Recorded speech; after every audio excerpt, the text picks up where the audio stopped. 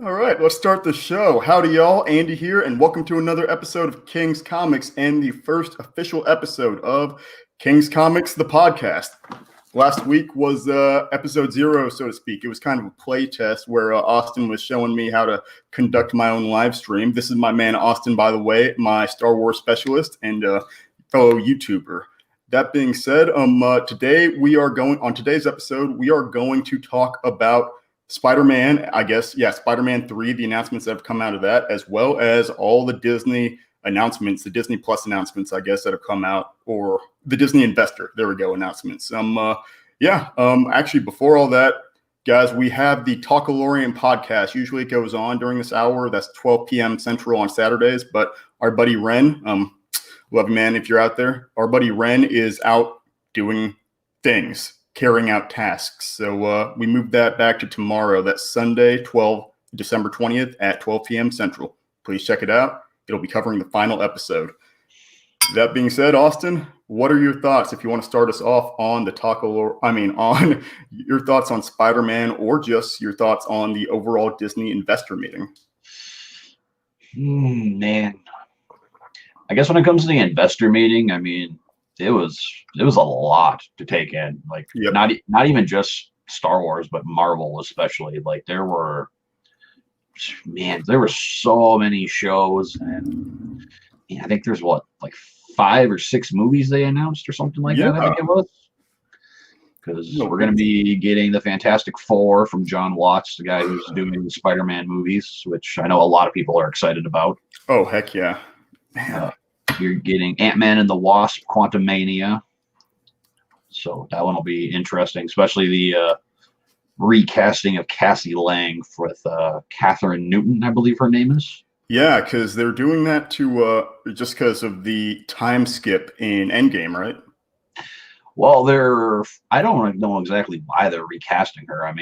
Apparently from the news that she found out the same day that we all did that she was getting. So it's like, man, why would you do that, man? Like, that's business. And hey, Lucas, how are you doing? Let's see.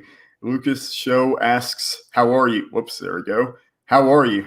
Man, I'm alive and well in Austin, Texas, technically Round Rock, Texas. How are you, Lucas? We're also getting, what's the other one we're getting? Captain Marvel 2. Yeah. Which I will willingly say I'm not all that excited about. I didn't really care all too much about the first Captain Marvel film. That's what sucks about that, I liked the film, right? I liked it, didn't love it, but at the same time, it's like Captain Marvel is actually, Carol Danvers is actually one of my favorite heroes. I think it was the Kelly Sue DeConnick run, where she made that full-on transition from Miss Marvel to Captain Marvel, which was really just fun and awesome. She kind of shows up on the scene and takes out Crusher Creel, or I guess the Absorbing Man. So, strong showing. And Lucas, yeah, we are both getting over the Mandalorian finale. For those who are tuning in, there will be no spoilers for this. Any thoughts or discussions we have on the Mandalorian finale will be discussed tomorrow in our Talkalorian podcast. But yeah, any comments that spoil anything will be removed. But yeah, loved it, Lucas. Thank you. But back to you, Austin. What's there's Black Panther 2. They actually officially announced they are not going to be recasting Chadwick Boseman.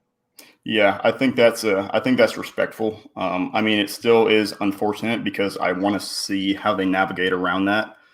But yeah, at the end of the day, it's like I do feel like that's respectful, and they're transitioning over to focusing more on Shuri, I think, is what I read.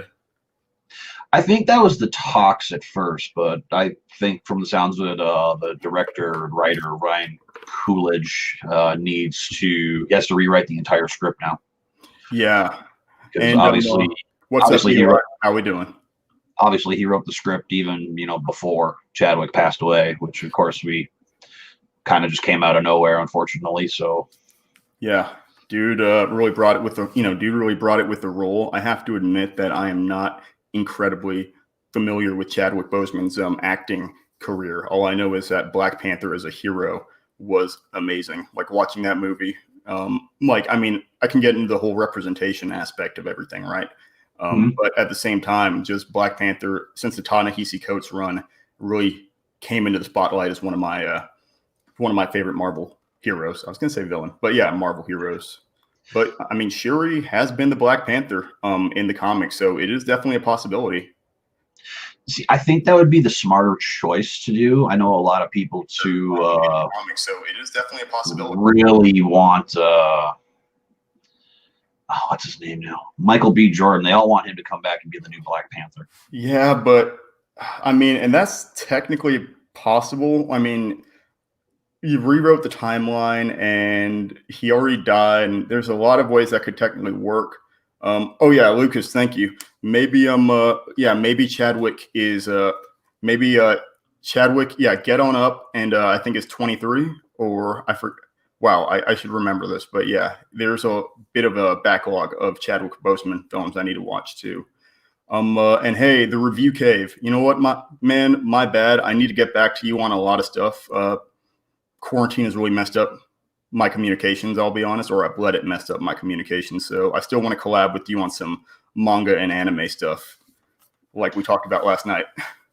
Hey, is that the guy you did your my Death Note review? Yeah. Okay, it is. Oh, man, nice to meet you. I like that video. That was a good one.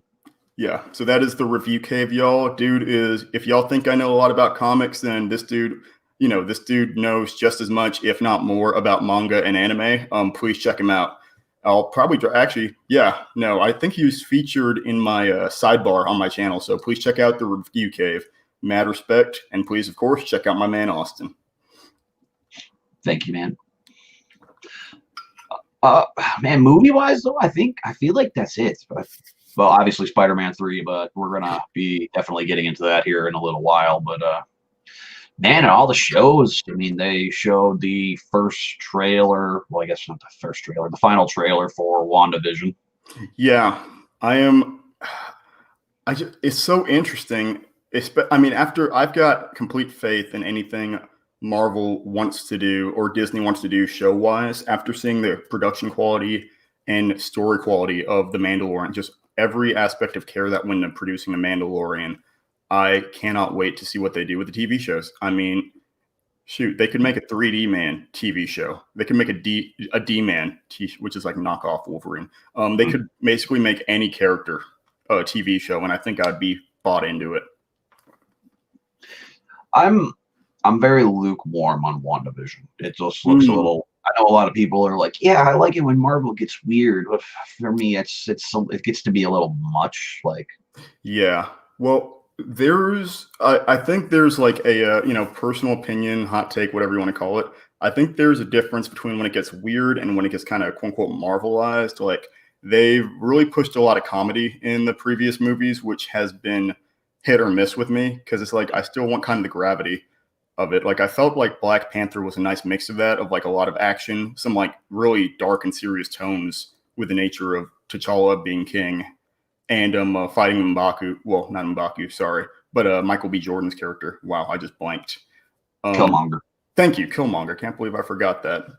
But yes, that being said, I know. I've got full faith, especially since the WandaVision show has elements and is based off of, at least in part, one of my favorite comics, The Vision by Tom King, who also, I think, wrapped up his Batman run this year. He's an awesome writer in and of its own right. But yes, that's why I'm interested in WandaVision, I'd say. But Marvel getting weird, I'm okay with. But as long as it doesn't get kind of quirky-ish, I don't know how to explain it. I guess the only thing I'm more curious about is how Vision is back. If he's just like an illusion, I guess, or something, or I mean, if he is actually back. I mean, they had him coming back in Infinity War. Like they were trying to res him, I think, in, oh gosh, I just blanked again, in Wakanda. They had him on the table in Wakanda, right? Was that?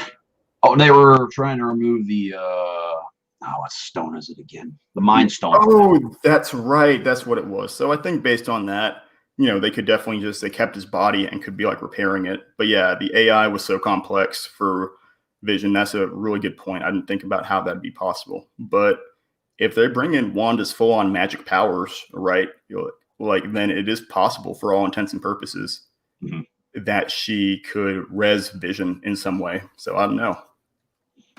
It's a possibility, man. I mean, it's Marvel. Marvel can pretty much do like anything. Yeah. Once again, full faith. It's I don't know if there were any when I was reviewing it. I don't know if there were any actual plot like shows that were announced, Marvel shows or movies that I would not want to see. There's some I'm interested in. Okay. I'd say probably the one I actually really, really want to watch is Falcon and Winter Soldier. Interested in. Yeah, no, that is without a doubt. I think that's the hype. Actually, no. I've got one that ranks above Falcon and Winter Soldier, if I'm being honest. That's fair enough. What are some of the ones you're looking forward most to? Because Falcon and Winter Soldier, I think goes without saying. Even though you're not really a Captain America fan, I think you said, or was that Matt last night? That was Matt. He's more of he likes Marvel's Captain America, like the MCU Captain America. Yeah, that's what. Yeah, I think we had both agreed upon that. That's a good point. Is that the Captain America in the Marvel universe, it does differ a bit from the comic, like both the Ultimate and the mainline Captain America, because he's typically more stern, and in the Ultimate comics, he's borderline racist because he came out of World War II, so he's a little bit more jingoistic and like kind of set in his ways. Mm-hmm. It's interesting, but Lucas says, I like when Marvel gets badass, like Winter Soldier, and hopefully other Marvel movies get that way. Yeah, Winter Soldier was a nice change of pace and tone in the Marvel universe, where it felt like it did what I like. When you talked about getting weird, that's a great point. Is I like when Marvel does like genre fusion. Mm-hmm. His Winter Soldier was a espionage thriller. It was awesome. That is very true. I would say the one I guess I don't want to say I'm most excited about, but I'd say the one I'm most intrigued about is Moon Knight. Yes. Thank you. Yes. That was what I was going to. Yes. Thank you. I will be honest. I don't know anything about Moon Knight, but all I heard is that Oscar Isaac is playing Moon Knight. Wait, seriously? Yeah, seriously. Yes! Oh, I did not know. I heard the Keanu Reeves rumors. I didn't hear about Oscar Isaac. Oh man, that's beautiful. I would pay so much to watch that. Yeah, they cast him. Oh man, I think like a couple months ago already. Damn it! Dang it! Wow. Sorry, I tried not to. But yeah, man, that is. I didn't know that, and I love it. Oh my gosh, I can't believe I missed that. But yeah, Moon Knight is definitely schizophrenic Batman, one of my favorite heroes. Yeah, stoked on that. Especially since one of my favorite Moon Knight runs was the Warren Ellis run, which is like kind of anthological. So each episode was like disjointed, or issue was disjointed, and then like it all tied together at the end. So if they do that with the series, I would love it. Yeah, I like the look. I think that's the thing, is just the way why he looks the way he does, kind of like what his origin story is. Like it piques my interest pretty heavily. Yes, absolutely. That is, yeah. And I mean, I could go into his origin story right now, but I think I want to keep plowing through your thoughts and our thoughts on this, because there's a lot to decompress. But yeah, Moon Knight is such an interesting hero because of like the dynamics of him having multiple personalities, and he works as an interesting examination in some cases for mental health disorders, but also this weird morality struggle between his different personalities in some cases. Yeah, I'd say that's probably my most interested one. It's going to be something new that I hopefully like. It can also be like, I think I heard Doctor Strange Multiverse of Madness was going to be a little bit more kind of horror-ish. Yep, that's like the first thing they said. And good. They've got a perfect guy behind the camera and writing the script to do it. Was it James Wong or who was it? Sam Raimi. Oh, it was. That's right. It was Raimi. Okay, now I remember the Raimi jokes about that. Awesome. Yeah, And I think it's going to kind of, which is weird because the end of next year is when we're getting Spider-Man 3, but then the following year is when we're going to be getting the Multiverse of Madness. Because Sam Raimi, he's the creator of the Evil Dead series. Like, he's the one who actually really started it with how horror / comedical that it is. So I feel like he does fit very well in that role of like a horror MCU-ish kind of film. And that's why I would love to see. No, and that's why I would also love to see like James Wan, right? I would love to see James Wan do a Marvel movie because I thought he did all right with Aquaman, but I mean, the dude gave us the Conjuring films and gave us the Conjuring films and gave us the Saw series. So it is James Wan I'm thinking of, right? Yes. But yeah, I freaking loved the first Saw. I mean, I liked the second and third one enough. It kind of tapered off from there, but the first 3 are the only good ones. After that, it's like, all right. This is it's getting to be too much. I am excited for a Spiral, though. Ooh, yeah. That's the other film we were talking about last night that I forgot because I knew there were a few horror films that I was really anticipated. And Karen, I'm still getting through all y'all's comments, but Karen says Juan gave us Insidious. He did? Yeah, yep, that I forgot about that. But yes, wow.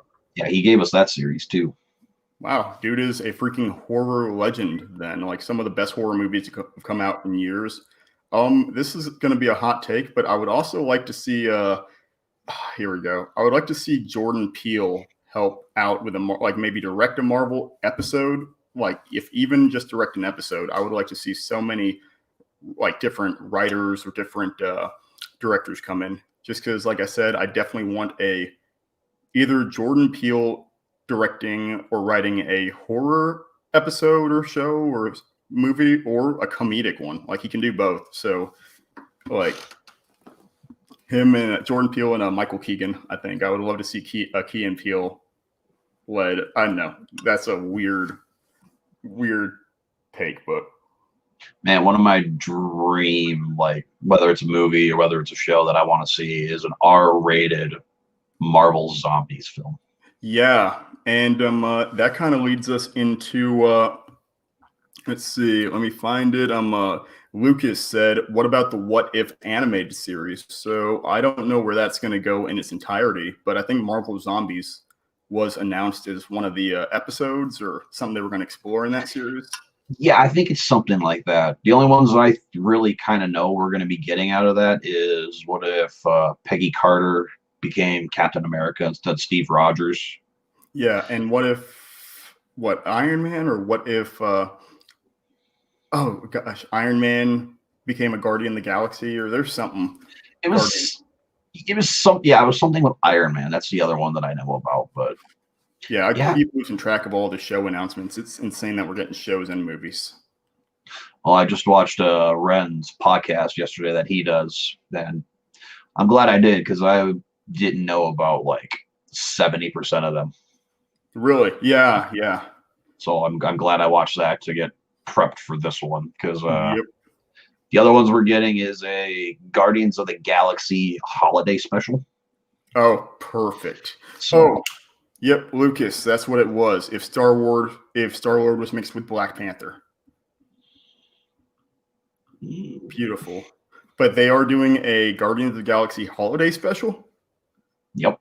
That's beautiful. That's like perfect to me. And James Gunn is behind it. So obviously he's done the first 2. He's working on the 3rd one right now. Yeah, after they canceled him. Yeah. Canceled them. So I would assume after he's done doing the Suicide Squad movie, which I think might be in post-production now, possibly. I thought it was. So he should be working on Guardians right after that. So yeah, I definitely had heard about Guardians, and I know or I had heard at least with the trailer and everything coming out, and that Suicide Squad was post-prod, I thought, but agreed. And I'm going to go ahead and field this one too, just so I don't pass it up, Lucas, is what do you think of Tenet? Never seen it. You've never seen what? I haven't seen Tenet, no. How have you not seen Tenet? Isn't it like on DVD now or something? It like just came out. I think it's on early access right now on Vudu. Fair enough. That makes sense. But you didn't go to. Well, I was gonna say you didn't go to the movie theaters, and it's like, oh right, we're supposed to be quarantining still. I mean, I went to the theaters to see it, but I was socially distanced AF. Like I told you about how some of the theaters were just dead, which is perfect. But yeah, I really enjoyed Tenet. It got a lot of mixed reviews, I guess, but I really, really enjoyed it. See, the thing with Christopher Nolan is, and I know he's like one of the best, well-renowned directors out there right now. Like I just watched Inception. Wow, Inception a couple months back. That one was really good. I will say that. Mm-hmm. But dang straight. Obviously, of course, the Batman trilogy he did, The Dark Knight, it was just some of my favorite superhero stuff that's come out here in probably the last 2 decades. Nice. Yeah. But other than that, even though I know it's your favorite movie and I do want to get around to it, I haven't seen Interstellar yet. Dude. All I ever hear about is the scene you were talking about, that docking one. And of course, obviously, you know, the infamous crying scene, which I see in so many memes and so many videos. Absolutely. They did one for the season finale of Mando. I'm like, that is perfect. It makes sense. But yes, let's see. Hey, hi, Matt. How's it going? And yes, Inception was a mind blower. Yeah, that was a good movie. Like, if there's one thing I'll say about Christopher Nolan movies is, regardless of how you feel about them critically, I feel like at least some aspect of them blows people's minds. You know, I feel like there's never something not interesting in each of his movies. So whether you receive the whole movie well overall, I get it, but I feel like, you know, each one does have something intriguing about it that has an impact. See, I went to Dunkirk in theaters, and that was like, movie-wise, war-wise, it was good, but other than that, man, it was a very slow movie. Like it took a lot for me to get through that movie. I don't like war movies. I actually haven't seen all of Saving Private Ryan. I haven't seen Band of Brothers. I haven't seen. I just don't gravitate towards war movies, military movies, other than Tropic Thunder. So, but great exception there. I just feel like that one captured the human struggle really well. You never seen Full Metal Jacket? No, but I need to, because I've got another director I've got a backlog of is Stanley Kubrick.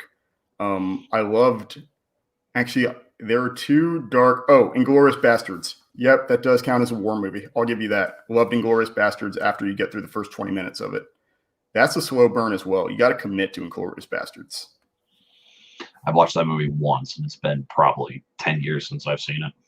Oh, it's beautiful. And hey, Cal, how's it going? Let's see. It is good in the hood. How are you doing, man?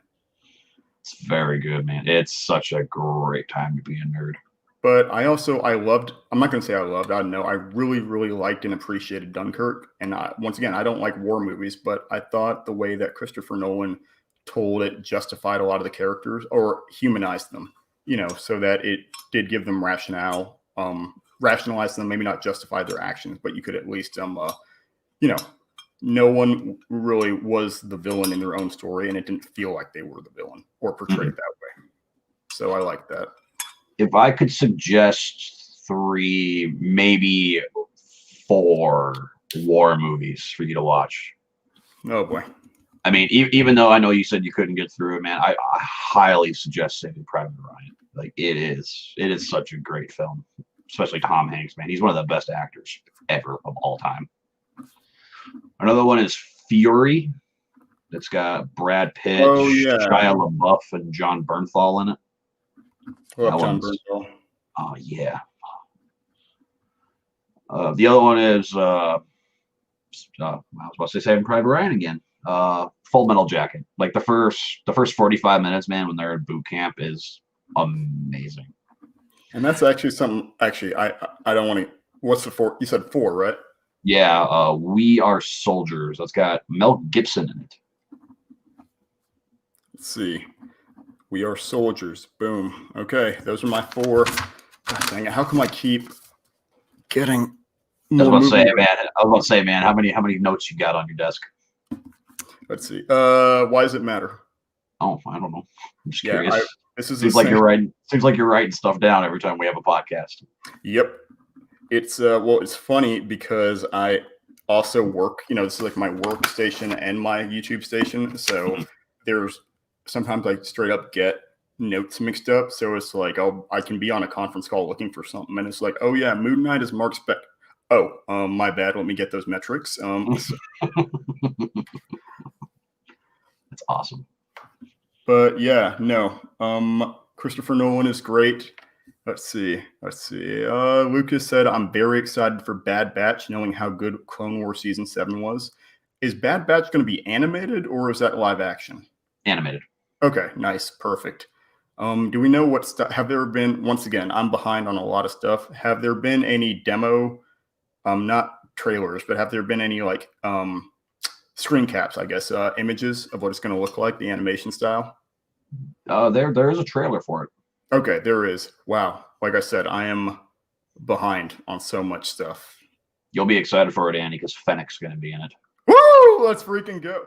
So. Oh, dang it. I was going to... Wow. No spoilers. No Mandalorian spoilers till tomorrow.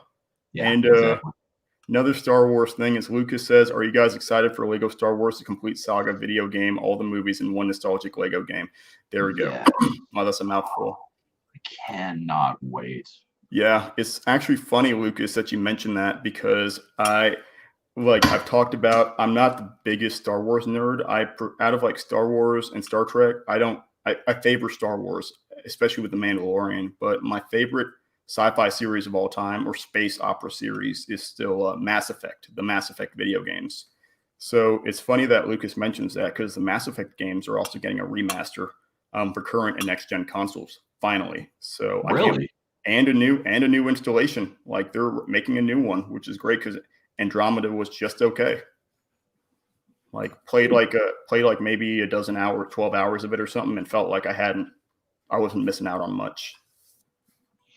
It happens, man. Let's see.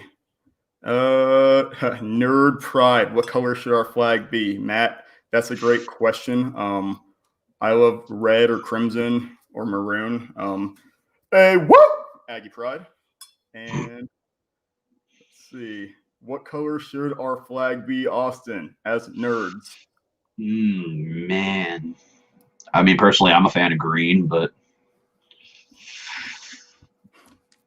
let's do a united color. Let's do like purple. Let's see. Deal. And purple is a royal color, so I'm into it. Okay. Gosh dang it. There's a lot. And this is why I like live streaming is I like the questions. Okay. So we have 2 recommended. Kyle says, come and see. Let's see. Have you seen that one? It's a Russian World War II movie. I've never even heard of that movie, to be honest with you. Okay. Come and see. Okay, Cal says come and see, and then let's see. Matt says Valkyrie. Oh yeah, that one's with Tom Cruise, right? Yep. It's got an eye patch. Gosh. Let's see. Okay, Karen. Let's see. Asks, are you guys excited for the Snyder cut of the Justice League? I've mentioned it before. I think I really liked what Snyder did with the Watchmen extended cut. The original Snyder cut. So I think he could definitely handle it well, especially since it's going to be a miniseries. Well, see, that's weird because like a few days ago, I thought I heard something about it was going to be going to the theaters now, and it was supposed to be like R-rated. But I don't know. Maybe that was like fake news. But well, I mean, I don't know since it's Warner Brothers, right? And HBO, Warner Brothers. I mean, since they're doing the dual streaming and theatrical release, it's possible at this point. I don't know.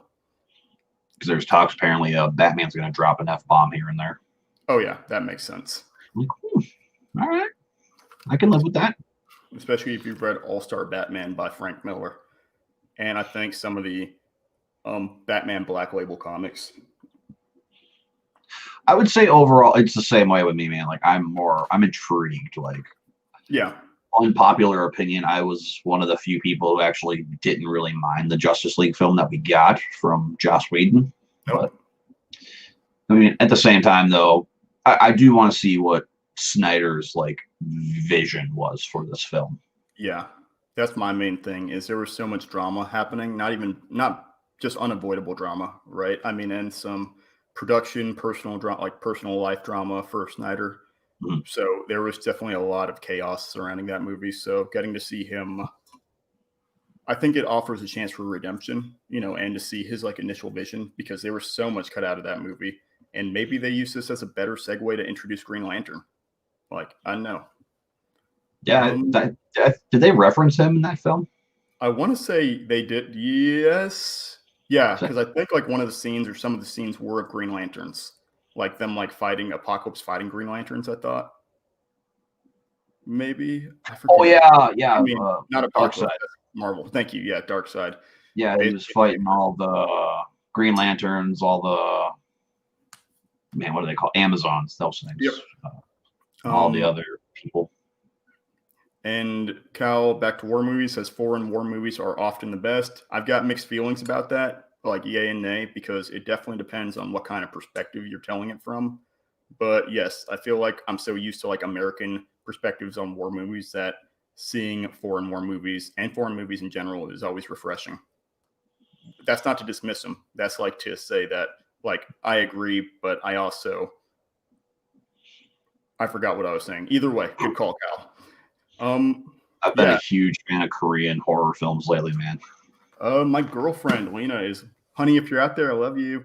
But yeah, my girlfriend Lena is into Korean and Chinese dramas, and I mean, outside of Parasite and Burning, I haven't explored a lot of Korean films, which is kind of ironic, I guess, because I am, part South Korean, so it's like that's like I grew up in like around like a lot of Asian neighbors. So I think that's part of like getting into anime early and like some foreign films as a kid is why I like just like subtitles, even for like English film. But I haven't really explored that more. Train to Busan, man. That's all I can say. Gosh, I need to watch that. I mean, also technically, Stormpiercer technically counts as a Korean film. Yes, technically it does. Yeah. Also based off a comic for those who don't know. Or those who didn't know. It's I forget the actual name of it, but it's a French bande dessinée comic, which is like the kind of the European version of manga, basically. It's like manga is Japan, manhwa is China or Korea. Bande dessinée is like a European style of illustrating comics. Whereas interesting. Not nearly as like defined, like like American comics are really like boxy, like clear panels. Like I think Bande dessinée flows a little bit more, kind of like Tintin and stuff like that. So yes, I guess back to Marvel. Wow. Oh yeah, I forgot we were doing a Marvel thing here. Yeah. So I guess let's just kind of jump right into thoughts on our Spider-Man 3 revelations and announcements, because there's been a lot. Way too many to count at this point. Gosh, man. So we've got Jamie Foxx's Electro. We've got Alfred Molina, right? Yep. Okay, returning as Doc Ock. We've got Tobey Maguire and Andrew Garfield confirmed. So I don't know if those are going to be cameos or Spider-Verse stuff. At this point, it's like any man's game. I think right now it's still in talks with like Maguire and Garfield coming in, because I know people were saying that apparently Maguire popped up on set and he was doing fittings for a suit or something. But I stated in our last podcast, I wish they would just stick to animated for the Spider-Verse. But again, day one, I'm going to be there to see this film, no matter what happens. And I still don't think, is that the name they announced for it? I forget. There's not really a name yet.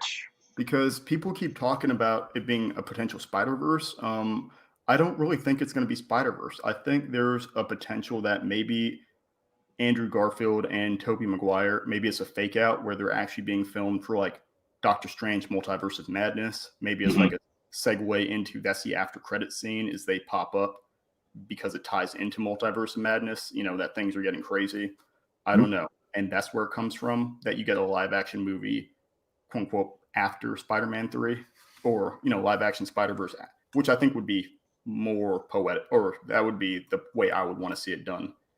Exactly. That's exactly what my thoughts were. I feel like regardless, this movie in some way, shape, or form is going to tie into Multiverse of Madness. Because again, if they're going to be bringing in all these Raimi characters, like again, Tobey Maguire and Alfred Molina, this might be a little far-fetched, but who knows? At this point, it could probably happen. We might get Willem Dafoe back as Norman Osborn, Green Goblin. That'd be lovely. Oh, I can't wait. I hope that one happens, if anything. Or like Green Goblin or Hobgoblin or someone I would love to see, because, man, our last cinematic representation of Green Goblin cannot be what we got in Amazing Spider-Man 2. That is criminal. Cringeworthy right there. That was... Well, and the sad part about that too is, like I brought this up, I personally think if they're going to tie this in and make this into like a spin-off like Sinister Six movie or show, I feel like they're going to be pulling people from other universes, if anything. Yes, and that's my main thing, right? Is my Sinister Six theory has been like they're going to do it in the third movie for a long time now, because you've got so many villains that have either been referenced or are still canon, like in Spider-Man 2, right, in Far From Home, we see that one of the guys, I forget his name, but one of the militiamen or military kind of dudes that's with like Nick Fury is oh gosh, I just forgot his name, but is the Chameleon. So, or his name is based on the Chameleon's name. I'll check that in a second. I want to say Andre or Antonich Craven. Wow. Either way, so there's a lot of passive references to different characters. And then so far, which villains do we have confirmed in the MCU, or Spider-Man villains, I guess? Like just overall, or? Yes. Right now we've got Vulture from Homecoming. We had Mysterio in Spider-Man 2. And that's pretty much it for MCU wise. I mean, obviously now we're going to be getting Shocker and Prowler. Too. Oh, we just had the Shocker. We didn't get. Oh, I guess Prowler. I forgot. Childish Gambino. Donald Glover is Don Glover is let's see, Aaron Davis, and the after credits, one of the deleted scenes shows he's calling Miles. It's like when he's That is right. I forgot about that. Yeah. Actually, that you brought up something interesting that just occurred to me, right? Is that people talk about Spider-Verse, but there is another comic line that just occurred to me, comic storyline that would work better. Isn't technically Spider-Verse, but is Spider-Man. So Spider-Man is basically like what it sounds like. Sounds like right. There we go. Which is where somehow Peter Parker from the mainline universe and Miles Morales from the Ultimate Universe come into contact with each other, because the Ultimate Universe Mysterio creates an interdimensional portal. So Peter Parker literally crosses over, because in the Ultimate Universe Peter Parker had died. So that's why Miles Morales took up the mantle. So there is a possibility for that to either happen in this third movie or in a fourth movie, or as a tie into another movie. Kind of like what Thor Ragnarok's doing with the Guardians of the Galaxy, I guess. I can't wait for that. It's going to be so funny. And I guess my bad, Thor Love and Thunder, but also like what Thor Ragnarok did with the Hulk. Where it interwove like his storyline into, and like his follow-up from Avengers 2, Age of Ultron. But so villain counter. Oh, bingo, I found it. So he's actually the first villain, appeared in Amazing Spider-Man #1, the Chameleon. Basically, he tried to frame Spider-Man by disguising himself as Spider-Man. But so, fun fact is his full name is Dmitry Anatoly Nikolaevich Smirdakov. Gosh, I wish my buddy Louie were here. He actually knows Russian. But either way, here's an important part about why that's interesting, right? Is because even if he does not, Caleb, hey Caleb, what's up? Caleb says James Cameron going to save the movie industry. Avatar 2 trust. Yeah, if Avatar 2 ever comes out, but not saying I don't have faith in it. I'm just saying like there's supposed to be like 3 more Avatar movies coming out with him. Yeah, but we got told that in like 2009, I think. Yeah, James Cameron, just reference, that's my favorite director of all time. Really? Mm-hmm. Fair enough. James Cameron does what James Cameron does, not for James Cameron. But right. Let's see. So what I was going to, actually, a James Cameron or Steven Spielberg Marvel movie. As weird as that sounds. Ooh. I'd be interested in seeing how that turns out, or a miniseries. James Cameron, for me personally, would probably have to do like Guardians of the Galaxy or like Captain Marvel. He has to do something with space. Yeah, I'm trying to think. If he did the Eternals is already coming out, right? Is it though? Is it? Yeah.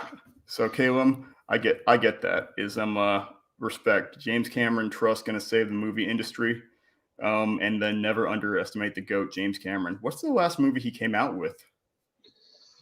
Oh, that one he actually directed, I think, was Avatar. Holy crap! Yeah, but he's been part of like a couple of different projects. I know I believe he wrote the script for Terminator Dark Fate. I know he was involved in that in some way, shape, or form. On purpose? Yeah, because they wanted to retcon 3 through 5, so they brought him in because they wanted to do the direct sequel to the original T2. And Caleb says Avatar, so I guess it was. I guess it was Avatar. Fair enough. Awesome. Just to be safe, I'll look. Thank you.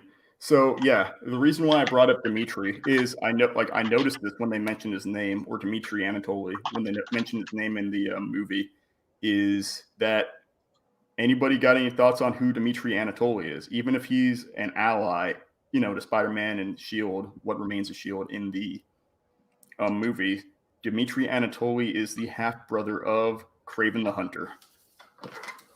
So it is very possible that Kraven the Hunter's existence in the MCU has been confirmed by Spider-Man Homecoming, like in a really obscure reference, which would be perfect for the Sinister Six. He's a hunter. He's legitimately at one point before Superior Spider-Man, where Doc Ock took over Peter Parker's body, he had tried to become the Superior Spider-Man by killing Spider-Man or burying Spider-Man alive and taking over Spider-Man's rule to prove that he could be a better Spider-Man in his absence. So I would love to see that so much. So according to this, yes, the last film he actually directed was Avatar back in 2009. Wow. And he was part of a documentary this year called Akashinga, The Brave Ones.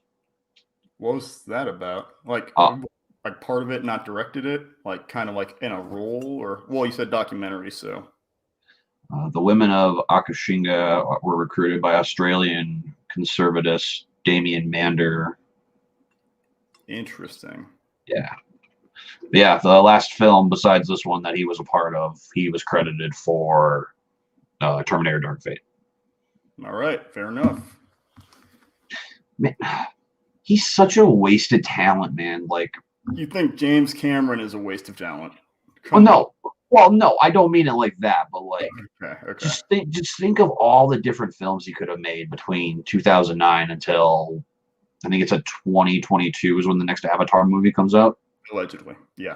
That's 13 years of films he could have made. Man, he's made some phenomenal movies. I'm going to say it, man. Titanic. It's one of my favorites. I love Titanic. Absolutely. I'm like joking about James Cameron. I mean, the dude is like has raised the bar for people in a lot of ways. I mean, even in filming Titanic, he like helped with a lot of oceanic research.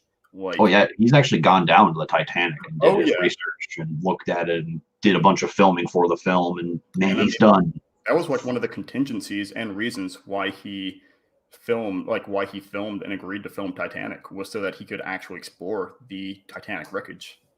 Man, it's such a beautiful movie. But yeah, And Matt, I highly disagree with you there. I guess back to Spider-Man. Wow, Matt, come on, buddy. Like, I need better opinions. But let's see. I will say it's better than Genesis by like a landslide. Have not watched Genesis, and now I know not to watch Genesis. Fair enough. I need to watch Salvation. I do want to watch Terminator Salvation. That one's good. I will give you that one. That one's good. But Terminator 2 was the GOAT.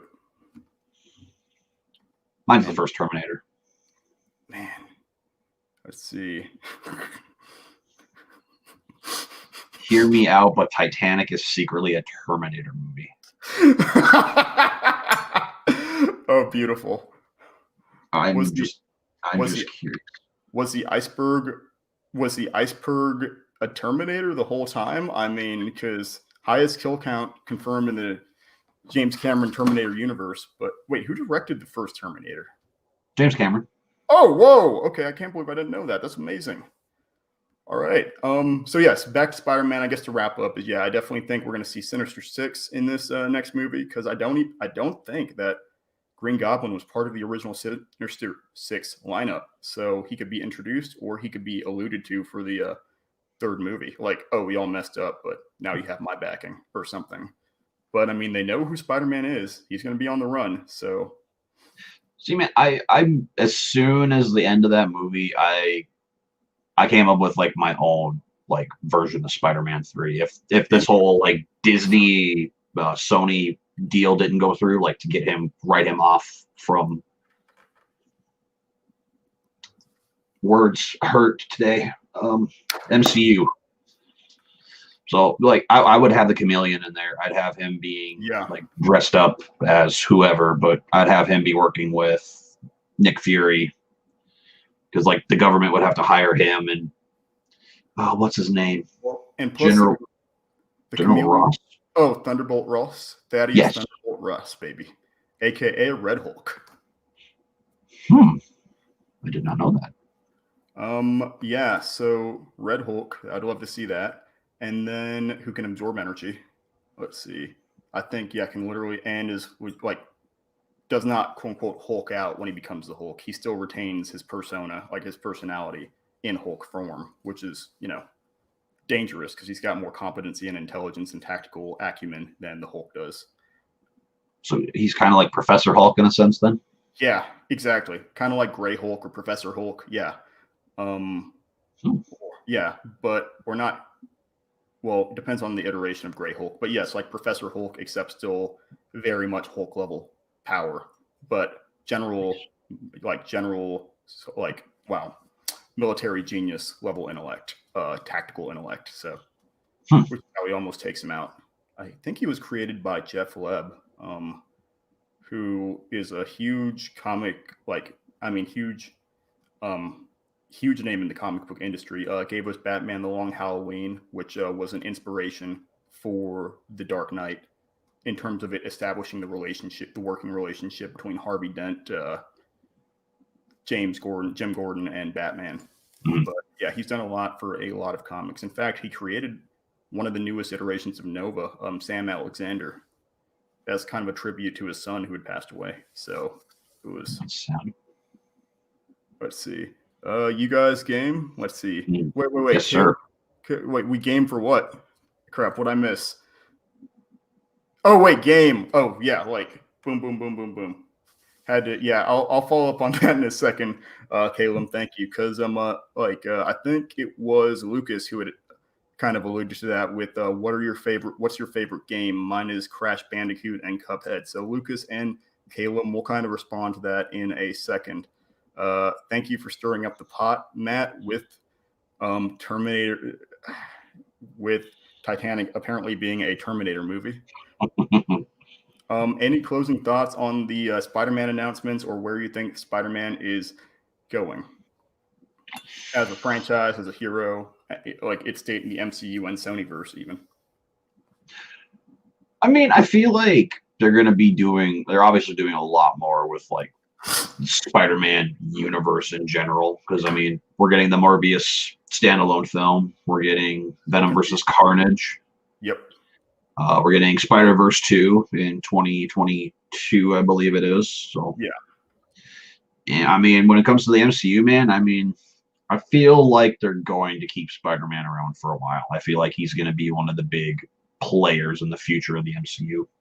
I mean, he's basically the new Iron Man in this quote unquote in the MCU. I like that I've got mixed feelings about them going that direction with him, but I like it because it establishes kind of a new status quo and really capitalizes on Peter Parker's like potential in the MCU, as opposed to him kind of being, I mean, like, you know, his whole, like, he is definitely a layman, like Avery, like man dork, but is still a brilliant scientist in the mainline comics. Self-sabotages a lot, but it's still that selfless hero. But it's like the MCU has this chance to like capitalize on the potential we don't get to see capitalized on a lot in the mainline comics. That's the one thing I will say that bothers me about the MCU Spider-Man is like he has the potential to be, you know, the big hero that, you know, Maguire's Spider-Man. I'll even say it, even Garfield's Spider-Man, like to the level of like the hero they became, but they're holding on to Iron Man too much. Like you said, he's literally turning into Iron Man. I mean, Far From Home, when he gets picked up from Happy, he's going through, doing all the tech stuff, putting on the little glove, making his suit from scratch and everything, listening to Led Zeppelin, even though it's AC/DC. Part of that I like because, like, if you get into the history of Civil War, the actual Civil War comic that is screwed up is that in the original Civil War comic, right, the whole thing was that I think it's the New Champions or some group is filming a TV show, right? They're filming a TV show, like live action superhero TV show, and then I just forgot the name of the mutant, but you know, Nitro, I think. It's Nitro, and he blows up like a school, or like, you know, like blows up a school because they're trying to capture him. And because of it, it starts this huge public outcry against vigilante heroism, you know, where you don't know their identities and everything. You can't hold them accountable, which is why Iron Man pushes for it's not called the Sokovia Accord, right? But it is like the Superhero Registration Act.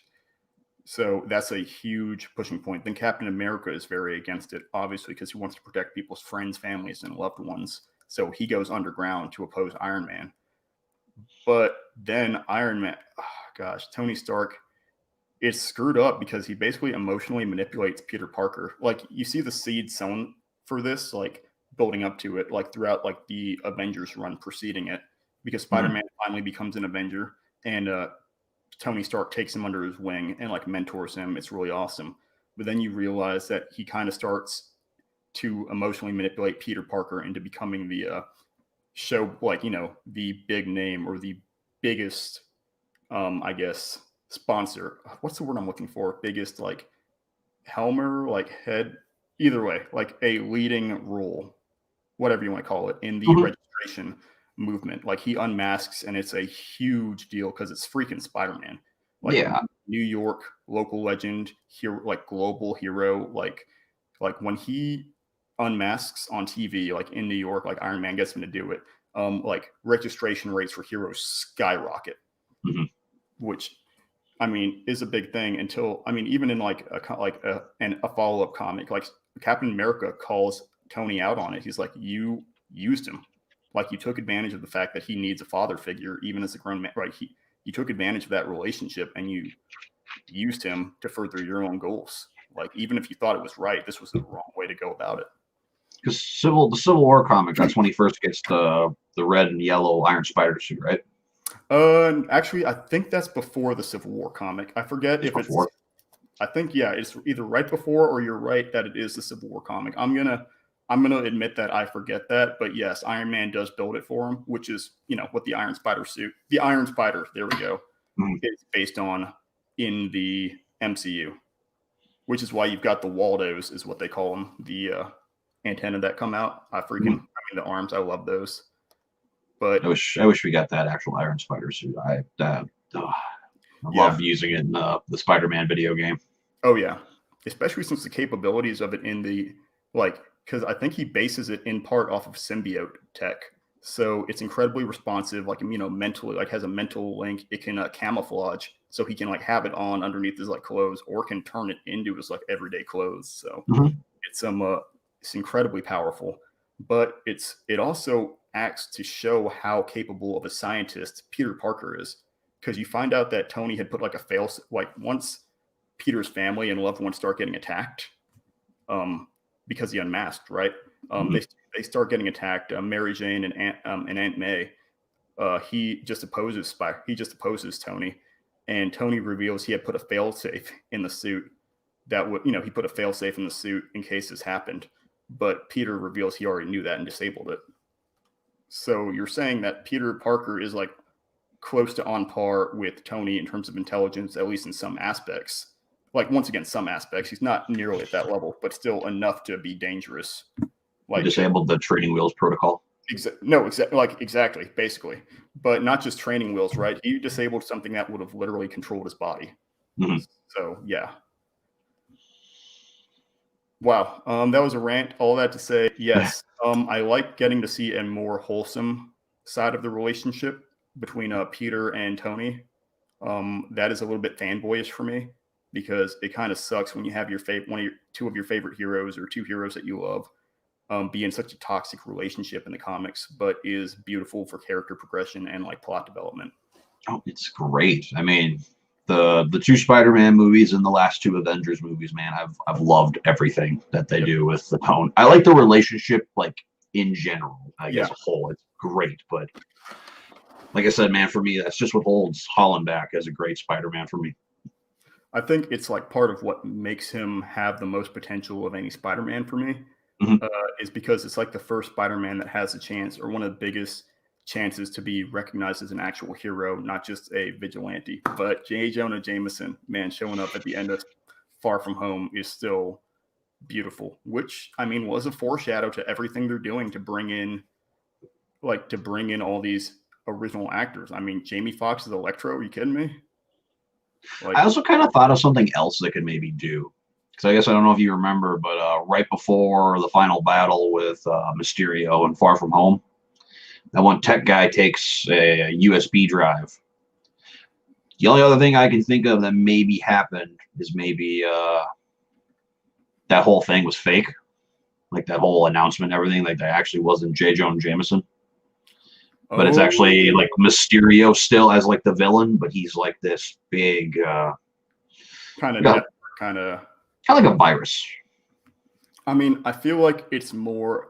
I feel like that was J. Jonah Jameson, because in the comics it's an interesting progression. I like how they keep him relevant. It's like in the video game how he has a podcast of sorts, or he has because he goes from just being from advancing the Daily Bugle to doing having a website, having blogs and articles, to having an actual radio station, to having a podcast, to even having a new I think a television show at one point, a daily report. So that's all in line. But I think Mysterio is, I think he's still alive, but is kind of acting more pulling strings, Puppet Master style now, in terms of turning everyone against Spider-Man as an act of revenge against him and Iron Man. But my main thing isn't, to your point, my main thing isn't Peter Parker taking up the role and the mantle of Iron Man. It's that he basically inherits all of Iron Man's vendettas, which is my main problem. Yeah, I can see that. Well, I mean, case in point with Mysterio. Even what's his name now? What's Vulture's real name again? I already forgot. Oh yeah, Michael Keaton. I'm sorry, Adrian Toomes. There, okay. I was I know it's Michael Keaton, but yeah, because the last two villains, they were more against what Tony stood for, what Tony was trying to build for the world and everything. Yeah, it just kind of fell on Peter's lap, and it's oh, okay, I guess I'll clean up your mess for you. Yeah, and that's part of it. Is I think that's why I think so much more about the Sinister Six idea. Is now you have people. It's interesting, right? Because I don't know if Vulture is going to be in Sinister Six. I think if he came back, he might be an ally. I think even Aaron Davis, like Childish Gambino's character, could be an ally as well. Because in the comics, right, in the mainline comics, he's actually a friend of Spider-Man.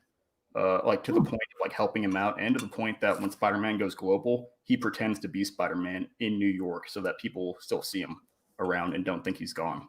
Basically, put the fear of Spider-Man in people. So I would like them to bring that into the MCU so it differentiates the characterization from the Ultimate Comics. Interesting. And from Spider-Verse, where he is a villain. Yeah, he's definitely a full-fledged villain there. Night. Those scenes were the freaking terrifying. Like the music's what got to me. Well, I just like how freaking lethal he felt whenever he was on screen. Like you knew he could kill anyone at any time. Like that he was borderline willing to kill his own nephew until right up till he realized who it was. Mm-hmm. But my bad. Sorry, there's a lot going on. Matt. My only hope is that Maguire and Garfield get introduced with Holland. I know it's a rumor, but I want it to be true. I just want to see more how they actually interact. That'd be my. You do have another interesting thought. Let me make sure I've got the Let's see. Let me make sure I've got the character name correct. Ezekiel. Let's see. Spider-Man. Okay, bingo. Found him. So let's see. I have an idea. I've been mulling this over about whether this Spider-Man character named Ezekiel Sims could show up and be portrayed by by Maguire or Garfield. So Ezekiel Sims in this comic is weird, right? So basically, he comes to Spider-Man as someone who also has spider powers, can cling to walls, I think can shoot organic webs. But reveals that it's a weird storyline. I forget the name of the arc, but he reveals that there is like a totemic nature to Peter Parker being Spider-Man. Mm-hmm. Basically, almost this web of fate level of Peter was like selected as like kind of a spider totem, right? And that's why that's why so many animal-based villains like the chameleon, the rhino, scorpion, vulture, like are kind of attracted to him. That is kind of like on a higher scale. But Ezekiel also reveals that he got his spider powers from like a ritual, like magic with a spider god. Like it's really freaking weird, man. But I wonder if they could kind of create a alternate version of the character with Maguire or Garfield. I would see Maguire if they did that, just because he's older. But that still leaves, like, once again, that's all theoretical. So I don't know. That would be an interesting one, though. It'd be a good way. That would be a good way to bring Garfield into this. Yeah. Like not have him actually be Peter Parker from like another dimension or something. Yeah. No, I would love to see what they do with it. If it's like y'all say Spider-Verse, or if it's alternate characters, or even maybe Spider-Man. Like, I don't know. Could be interesting. Yeah, I guess my main other thing would be, let's see. I guess my main other thing would be, Sinister Six. In terms of potential villains, you've got, you have Matt Gargan controlled, who is confirmed, who is the Scorpion. You have Prowler, or Prowler, Mysterio, not Prowler. Electro, Shocker, Mysterio, technically Vulture, Scorpion.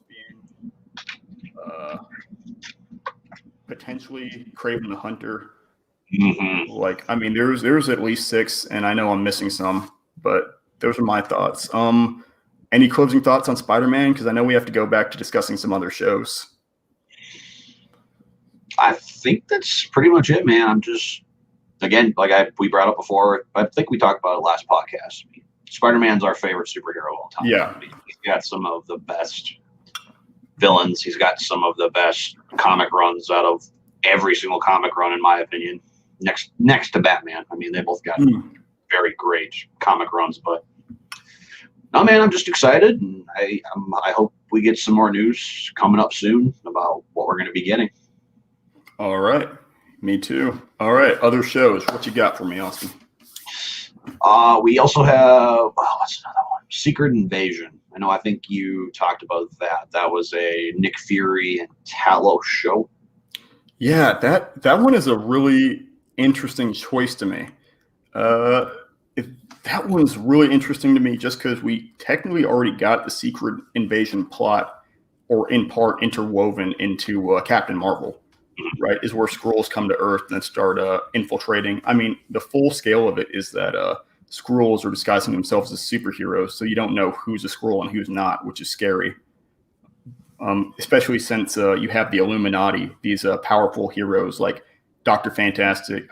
Fantastic, Dr. X, let me think, Namor, Black Panther, Iron Man. You have very powerful members of the Marvel Universe, like heroes who have like a secret alliance to discuss like large scale problems, like as a shadow agency, basically secret Avengers of sorts, pulling strings. But they disband for a while because the secret invasion events come up, because they don't know if they can trust one another. Like I think Namor is the first to be like, I don't trust any of you, or like I already barely trusted y'all. Now I definitely don't trust any of you. Which is also scary because they knew about it ahead of time and didn't really do anything to prevent it or to address it. Yeah, I mean, Sam Jackson, he's one of my favorite actors of all time. So I mean, there is that interest there, but yes, it's not going to be one that I'm going to be scratching and clawing my way to go and see. Fair enough. Yeah, Secret Invasion. I'm interested. I'll say I'm interested in that as well. Armor Wars. Armor there, yeah. The Rhodes, right? Yeah, Rhodey. Yeah, that's. Rhodey.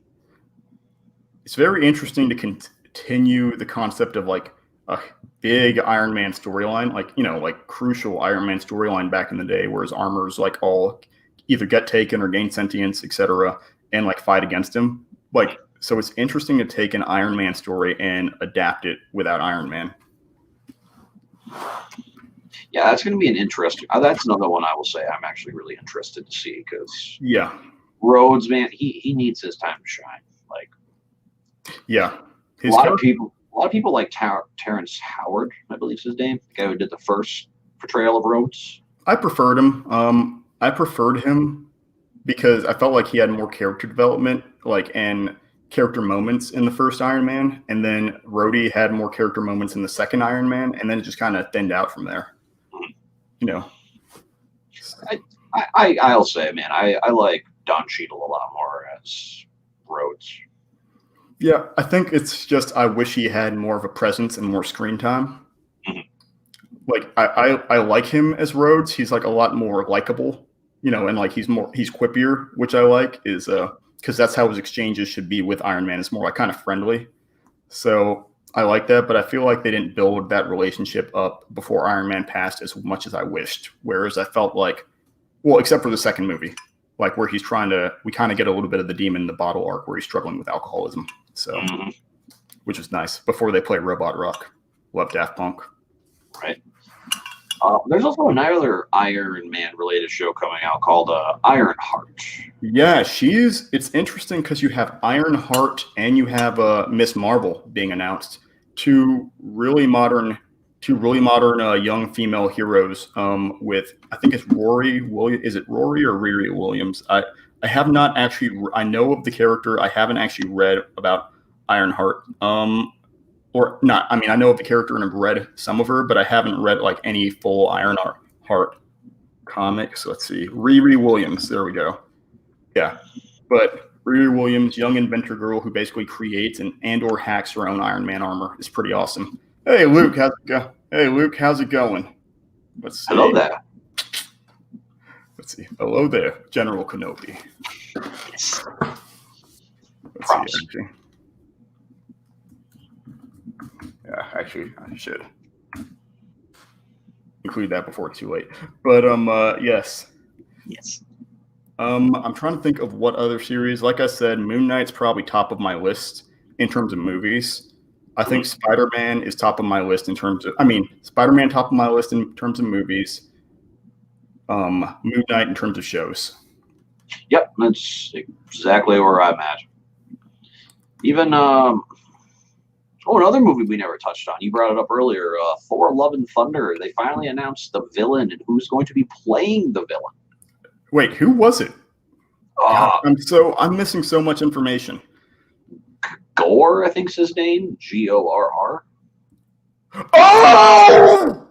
Yes! Yeah. Oh my God, who's playing him? Christian Bale. Yes! Okay, I heard Christian Bale. I think I had come up with that theory a while back. Oh, dude, thank you so much. Okay, yes, so, oh gosh, I know I'm freaking out. Gore is one of my favorite modern Thor villains. Actually, Gore might be my favorite Thor villain. Gore is known, did they announce his name? Or is Epitaph, is that the word I'm looking for? No, like... I don't remember what it was. The God Butcher. The God Butcher, there it is. That's what it is. Wow, Epitaph was definitely not the word I was looking for. Holy crap, that's sad. Rip. Yes, so if you guys want one of the best, if like modern Thor runs to read Jason Aaron's Thor run, The God Butcher and God Bomb. It's freaking beautiful. You find out that there was this cosmic being, Gore, whose planet was basically his planet and his species was basically annihilated or like left to rot because of the lack of intervention by the gods or by their pantheon.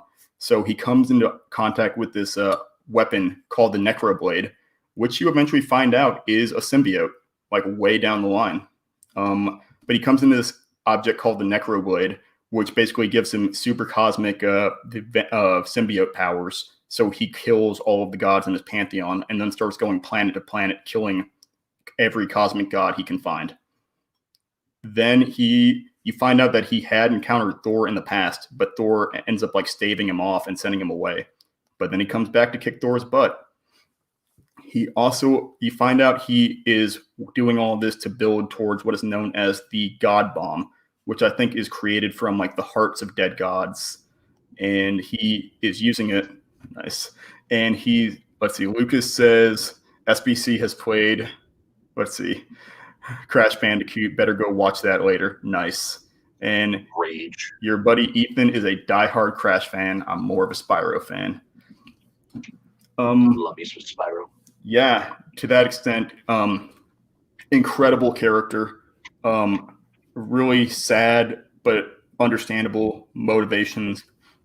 Kind of like Thanos, where he's like a sympathetic villain but not a justifiable villain. But yeah, it also spins off into an arc where Thor is doing his best to just meet the needs of people on Earth and even on other planets. Like he's using his thunder powers to deliver rain on desert planets. You know, I don't know, never mind. Either way, yeah, it's probably my favorite Thor arc. It's freaking beautiful. It's fantastic, especially since you see Thor go back in time and have to work with go ahead in time and have to work with a future version of himself and a younger version of himself, and old man Thor who has Odin powers. Oh wow! Yeah, it's awesome. So yeah, Gore, thank you. So I guess my question when it comes to the Thor Love and Thunder movie, what are your thoughts about Natalie Portman being the lead, being the new Thor? I've got such mixed feelings on that. I don't know. Is like Jane Foster becoming Thor I just have like such mixed feelings on that because legacy heroes are something that I do enjoy. Like I enjoy Robbie Reyes being Ghost Rider. He's my favorite Ghost Rider. And he's got a sick car. But I know. Let's see. I've had such mixed feelings about Jane Foster Thor. I thought it was interesting because she was like racing against the clocks and she had cancer in that run.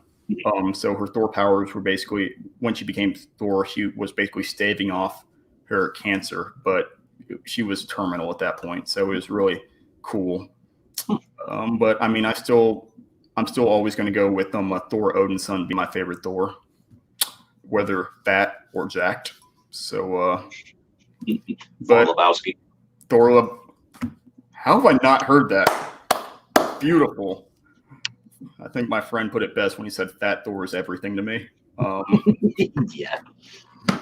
But yeah, no, I would have to see it. I would have to see it first. Like I said, I have mixed feelings about her in comics. I haven't read the entire female Thor run.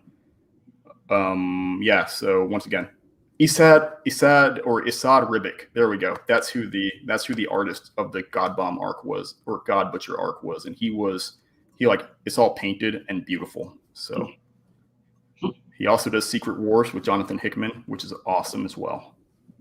But yes, that being said, female Thor, I've got mixed feelings. I would need to see it first, especially since Natalie Portman's been MIA in the MCU.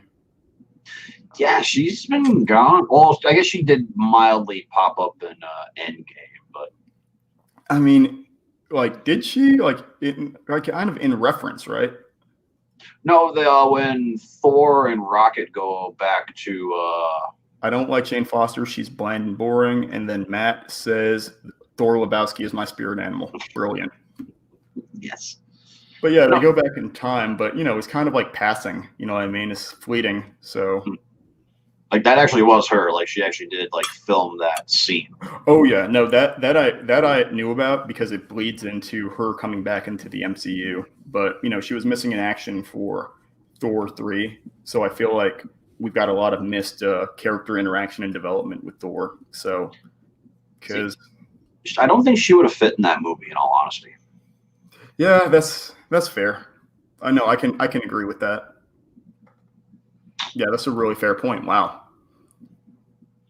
Yeah, but there was also a lot of weird tonal changes in that movie, like where they were supposed to be, like Odin was supposed to be homeless in New York, and like they were supposed to fight in alleyways. So I don't know if she was supposed to be in that movie. I forget how that worked, but yeah, I'd have to see it. I definitely want more fleshing out of her character because I still didn't get enough character development out of Thor 2 as I would have wanted from her. Yeah, I didn't like her. I like Natalie Portman as an actress. I do think she does do very well in certain films, but I don't know what it is, man. For me, she just doesn't fit in the Thor universe. Yeah, that's fair. Let's see. Let me double check what else we haven't touched on. Excited for the Hawkeye show, actually. Hawkeye, yep. Based on, you can tell by the logo that's based on a Matt Fraction and David Aja's Hawkeye run, which is part of this weird genre called people call it quote unquote normcore, which is like when you have superheroes just being basic as hell. Like have you read any of that, or are you familiar with it at all? Or no. It's weird. You basically have Matt, not Matt, that's Matt Fraction. Matt Fraction and David Aja. But you have Clint just living in an apartment and just doing kind of super basic day-to-day stuff, like dealing with his his fellow tenants. Just training with Kate Bishop, just running around doing like random errands. He has a dog, Lucky, I think his name is. But either way, it's going to be really interesting to see that because at one point it like even shows like one point is him like trying to set up a TV and struggling with it, and Tony Stark even comes up to help him and is struggling with it. So just super basic interactions like that. And the fact that it cuts to a scene in battle, like where he's running into combat with the Avengers. And I think he gets hit on the head by a rock or like hits his head and is just out incapacitated for the rest of combat. Like, so it's like, oh yeah, he's very human compared to the other Avengers. So this series should be interesting. I'm more curious too to see how Haley Steinfeld does. She's going to be playing Kate Bishop, so. Yeah, I've got mixed feelings about the on-set footage I've seen of her, but I liked her in Bumblebee, and I liked her as Gwen Stacy. So I feel like if you want kind of a punky or spunky kind of a legacy hero, in Kate Bishop, I think she could definitely do it. I just want to see her like in an actual live action role. A live action role, not just like Bumblebee. So, which I did like. I really like Bumblebee. Bumblebee is really good. Blade. Oh yeah, I don't think they really talked much about Blade at the investors meeting. They didn't that much as far as I know. All I know is that Mahershala Ali. Why do I always struggle with names? Dude, I don't even know what his name is either. Yeah, it's something like that. Mahershala Ali, which I think he did. I think he was Prowler. So. Yep, he voiced Aaron Davis, the Prowler, in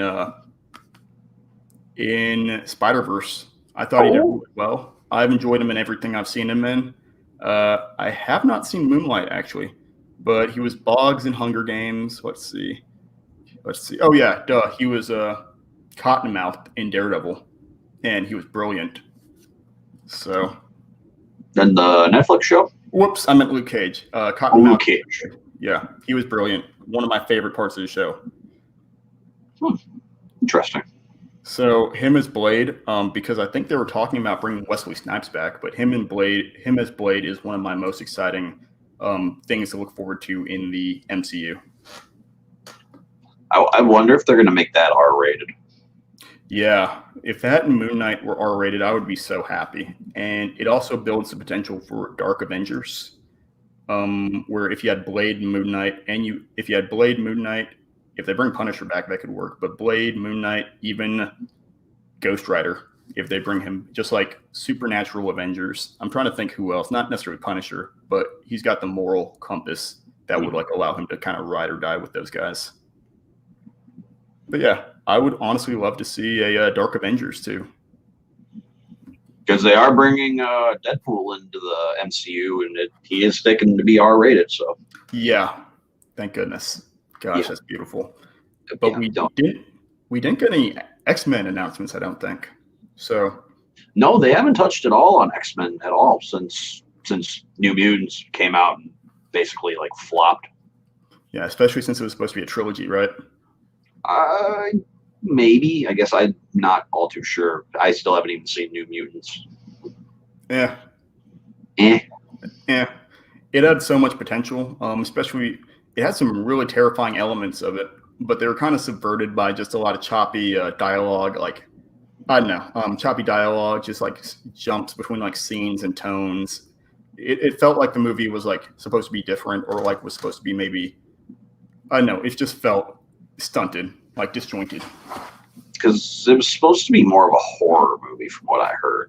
Yeah, and they captured some of that, and I really liked the horror elements, but it also didn't do as much justice to character relationships, and some of the acting was weaker than I care to admit, especially for Danny Moonstar. Her actress didn't, I don't know, her actress, and I felt like the romantic relationship between her and Wolfsbane was kind of forced, because as far as I know in the comics, like they don't have a romantic relationship. They're like just super best friends. So it's like, I don't know. Like it's just in any movie where you kind of have like a forced romantic relationship, I'm going to be ticked off. So it's just like, don't like read too much into this like relationship. There doesn't have to be a romantic relationship in every movie. Yeah, it's true. You know, so that's my thing. Like if there were a pre-existing relationship, like kind of dating back to like the original comics, like then, or even down the line, I'd be cool with it. But, you know, at the same time, just let them be like friends or something, or maybe set up a lot more groundwork for that, you know, like if you want to go that direction. Yeah, I've never understood why in like any superhero movie, why there's got to be that on-screen like love relationship. Like, yeah, I guess it's just the state and claim of,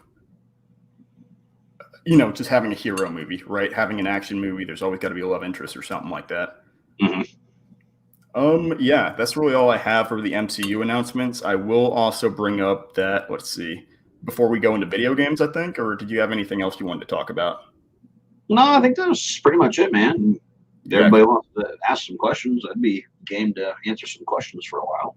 Yeah, let's go ahead and go through the backlog. Let's go ahead and look at New Mutants was decent for what it was. Yeah, Matt, I would agree with that. I would say I enjoyed it overall. As Sean Chandler likes to put it, it was a good popcorn flick. Like, you know, like where I would say like maybe I'd give it like a C- if I had to give it something. So like enjoyable overall, C- or C. Enjoyable overall, but just lacking in terms of the vision I had imagined for it. And then wasn't it supposed to take place after Logan?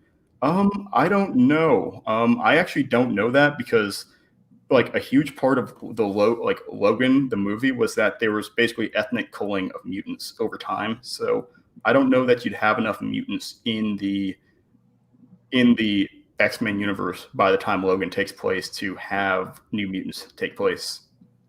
I don't think it does though, because I think from how, from what I've interpreted, is apparently Logan takes place Far like future. like the decade after Days of Future Past or something. Yeah, and that's like in line with the Old Man Logan storyline that is in part based off of, is that basically in the storyline, also written by Mark Miller, same guy who wrote Kick-Ass and Civil War, Marvel Civil War, the comics, and Kingsman. Yeah, same guy who wrote Kingsman, Marvel Civil War, Kick-Ass, and helped create the Ultimate Universe. Really known for edgy comics. But yeah, basically, and Old Man Logan, right? So in Old Man Logan, all the villains on her team up against all the heroes, kill all the heroes, but keep Logan alive, basically because he's so hard to kill. But it's kind of like a trophy, like just living to, keeping him alive in order to just screw with him. And he's just like kind of this beaten dog, has a family. The Hulk is actually a villain in that series. And just has like a family of like inbred hillbilly other like Hulk children running around who just trouble Logan, then eventually kill his family, and then that brings him back in the game. But Hawkeye is also in that series and trying to like kind of revitalize the heroes like through an underground movement. And Spider-Man's daughter is in that series, and she's a villain. What the heck? Yeah, Red Skull is one of the main players in that series, and has a bunch of trophies from dead heroes and parades around in Captain America's uniform, just as like one of his biggest trophies. It's really sad and awesome.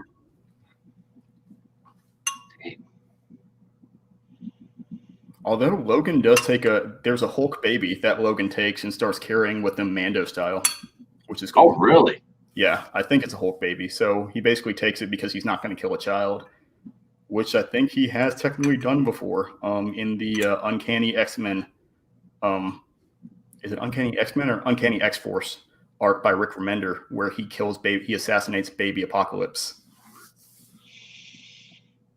It's messed up. I mean, it doesn't show it. It just literally shows him walk into the room, then walk out. But yeah, basically his cult is trying to resurrect him as a child. They're the Uncanny X-Men, so they take the missions that nobody else wants to take or nobody else is willing to take. Deadpool is a part of them. It's a part of the Uncanny X-Men, by the way. And he actually, oddly enough, brings like a decent bit of a moral compass to what they do. And feeds Angel some of his flesh at one point to keep him alive. Jesus. Yeah, basically Angel's starving, like has like just fallen in combat, and he's just feeding him meat. He's like, "Where'd you get meat?" He's like, "Hey man, just keep eating." And it's just showing him like cutting off chunks of his flesh and like feeding Angel. Oh gosh. Yeah, it's dark, dude. I mean, especially when they go to the far future and you find out that in one of the alternate futures, Wolverine is a horseman of apocalypse, Iceman's evil, and is so powerful that he can create multiple ice clones of himself. Like, yeah, it's awesome. Highly recommend it. Also by Rick Remender, who I mentioned earlier. Either way, I'm getting distracted again. Yeah, so Logan was awesome, but I don't know where New Mutants actually takes place in the timeline or if they're even going to consider it canon. The X-Men universe is always in a weird place for me. Yeah, there's always been a hit or miss with the X-Men films. Especially since they never tied them into the Fantastic Four films either, which is interesting to me because they're like kind of the one. I don't know, Sony hasn't done a great job of that either. Like, tying their universes together or tying their movies together. I think the only two movies that have done that have been like Elektra and Daredevil. Yeah, that's pretty much about it. Unfortunately. Yeah, it's weird to think about. Okay, so I guess talk video games. Unless you got anything else you want to diverge into. We're kind of in rambling. Yeah, I think we're just kind of random mode here, so. All right, we're going to start with Lucas. Now that I'm backtracking, Lucas asks, what is your favorite game? Mine is Crash Bandicoot 4 and Cuphead. All right, so sucker for pain, because Cuphead is hard as hell. Heck, Cuphead is hard as heck. I've never played Cuphead yet. It's hard as heck. And I'm not good at video games. Straight up. Luke might be able to attest to that. Any of my friends on the like tuning in might be able to attest to that. I'm not good at games. Hey, man. I was talking about me not beating the Valkyrie Queen in God of War. I mean, man, in your defense, though, she's hard. She's very difficult. Yeah. But me and Ren, our other buddy Ren Geekness, Ren wasn't even able to beat her. Gosh. Yeah. Brutal. Kudos, hats off to you for beating her. That was the one of the most infuriating tweets I've ever gotten, or DMs I've ever gotten. And I've got a lot of infuriating DMs. But yeah. Hats off, because that was still impressive. So favorite games. Yeah, thanks, Cap. Language. But yeah, favorite games, my dude. Oh, my all-time favorite game as of now is Marvel's Spider-Man from 2018. Oh, and Caleb, to your response, yes, we do game. Yeah, I mean, right now, I'd say my top 5 favorite games. I got like pressure asked this from my guest Nicole Tompkins when she was asking me. I'm like, oh man, okay. So one is definitely Marvel Spider-Man. Number 2 is Star Wars Battlefront 2 from 2004, 2005, one of those 2 years. All right. 3 is Resident Evil 7. So interviewing Nicole Tompkins was perfect then. Oh yeah, dude. It was so good. Number 4, I'd probably say is God of War 2018. And 5 is Star Wars Jedi Fallen Order. So big PlayStation guy right here. Huge. Love it. My favorite system of all time. Which goes into Caleb's point as a slight, he asks you guys game like PS5. And no, Caleb, we don't play PS5 because the PS5 is for all the privileged in America, the 1%ers who somehow managed to get it and keep us laymen from getting the sweet PS5s. Or I tell myself that because I've been trying to get like one for like weeks now. So I guess a month. They should be restocking here pretty soon. Yeah, that's what I keep hearing, dude. They're always restocking. I tried so hard, man, and got so far. But in the end, it doesn't even matter. Hey, man, you still got a PS4 at least. At least you still got something to hold you over. Fair enough. Thank you. Yeah, blessed with that PS4. Yeah, that's a solid top 5 list, which is funny because I still need to play Fallen Order, at the suggestion of you and Ren. But yeah, need to make that happen. I haven't played, I think the only Star Wars game I played was KOTOR, Knights of the Old Republic by BioWare. And even then, I didn't play it all the way through. I just love BioWare RPGs. I guess to that extent, I have to split it up. It's weird because part of me wants to split it up by games that I enjoy from a narrative perspective and games I enjoy from a playability perspective, right? But if I had to go with just top 5 games off the top of my head, don't know if I can rank them. The Mass Effect series, specifically Mass Effect 2, I would say is one of my tops. No specific order, right? But Mass Effect series, Bastion, if not every Supergiant game. I've mentioned it before, but 3 of the vinyls on my wall are from Supergiant video games. Bastion, Transistor, Pyre, and then I've got the Hades, their most recent game, coming in, I think in January. But I've been playing that a lot, 100+ hours during quarantine. Wow. Yeah, it's not. Trust me, there are people who are. It's a die and try again roguelike. So you gotta. And I've only beat it, I think 6 times. So it's hard. Only 6 times? Dude, trust me, if you play this game, it's I think that's 6 times out of around 60 or so runs. Oh, wow. Actually, I think it was 69 runs. I beat it 6 times out of that.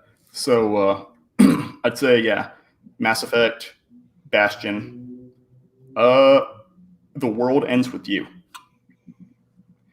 The World Ends With You actually is getting a sequel out of nowhere. The World Ends With You is this weird game that came out on the Nintendo DS way back in the day, and they released it for iPhone and Android oddly enough, like they ported it. But basically, it was this weird game where you're this kid, Neku, who dies and gets resurrected as like a ghost in Shibuya in Japan, and basically has to play this Reaper game where you have to fight these tattoo-like creatures called noise. It's weird, which are just different animals that look like living tattoos.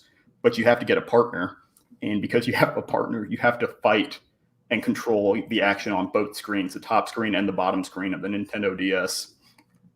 The iOS game, the iOS version and Android version streamline it, and the Switch version, so you only have to play on one screen. But it's weird because fashion, like brands, matter in the game, because like your clothing and your pins, your weapons of attack, have different brands. So if you're in a different district of Shibuya, like how popular the brand is going to affect how much damage it does, or like your benefits. It's weird. It's an awesome game, super weird. I guess number 5 to top it off is going to be this game series called Boktai, Boktai. Another Game Boy Advance game.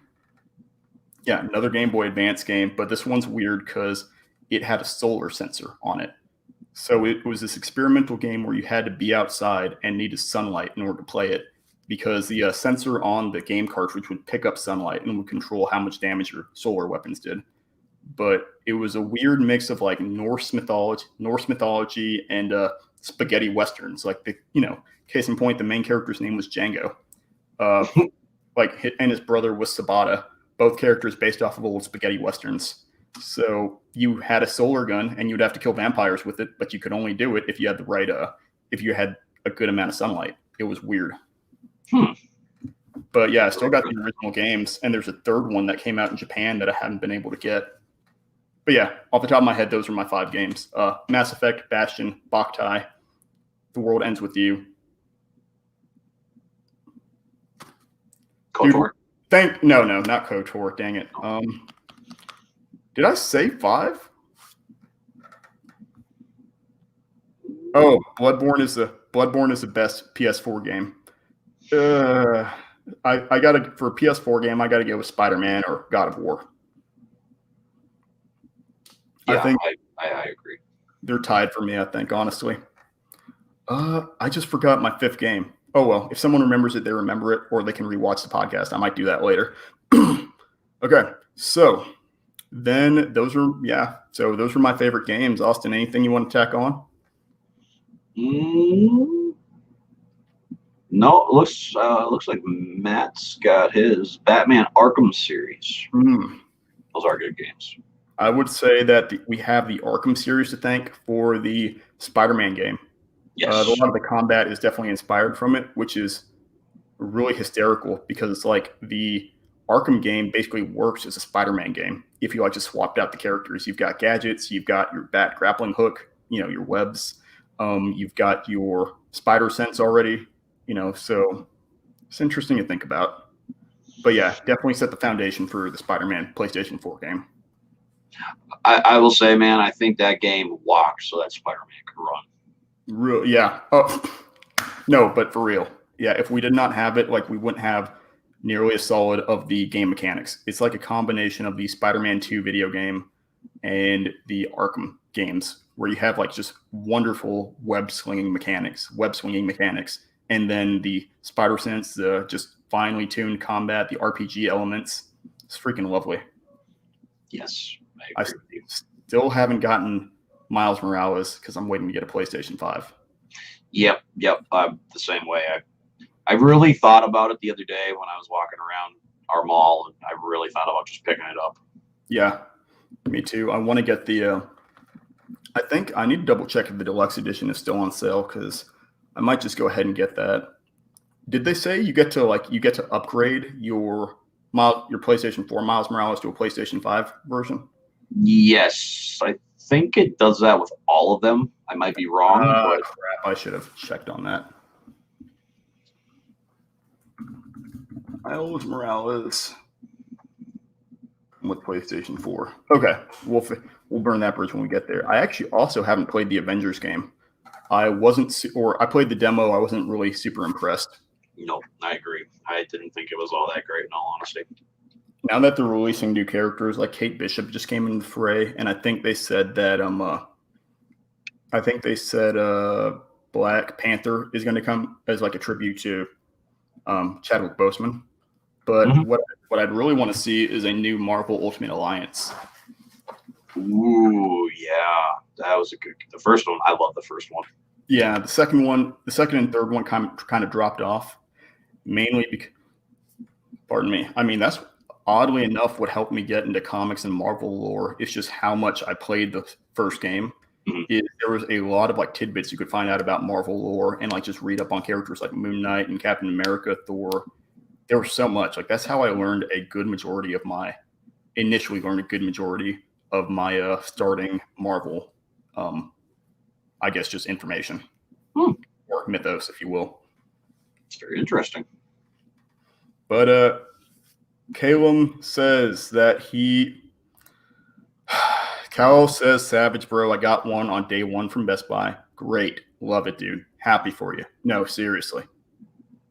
Gosh. And then Calum said, does everyone have a PlayStation 5 except me and Austin? Like, I feel like there's some conspiracy here that I'm missing. They're against us, man. Seriously. And then Calum says, it's beautiful on PlayStation 5. The storyline is pretty bad, but I like the game anyways. That is disappointing. Really wish they had fleshed that out, especially with how beautiful the story was in the first game. So good. Gosh, incredible. Well, yeah, I know. Either way, games are awesome. I'm not a PC gamer. My favorite console was PlayStation 4. Had an Xbox, but there just weren't enough exclusives to really keep me vested. I might get a Series X if I see some solid games come out, but I still want to get Valhalla, Assassin's Creed Valhalla. Oh, that's right, Calum. I forgot you're located in Canada. Gosh, yeah, that definitely would make it easier. It's interesting because of how hard it was to get in the U.S. Because let's see, Ren got his in Portugal, right? Yep. Ren got his in Portugal. Calum got his in Canada, and then me and my friend Michael and most of my friends who've been trying to get one have not been able to get it. I've had it in my cart multiple times, and the Walmart website just kept crashing. It sucks to hear. Well, it's also like they say they restock, and it's like I'm assuming they only like restock 10 at a time or something. Because man, it's like they're gone in like 2 seconds. It's weird. One day. Yeah. One day you'll get one, man. Or I'll pay $800 for one on eBay or StockX. I might crack, dude. I might cave.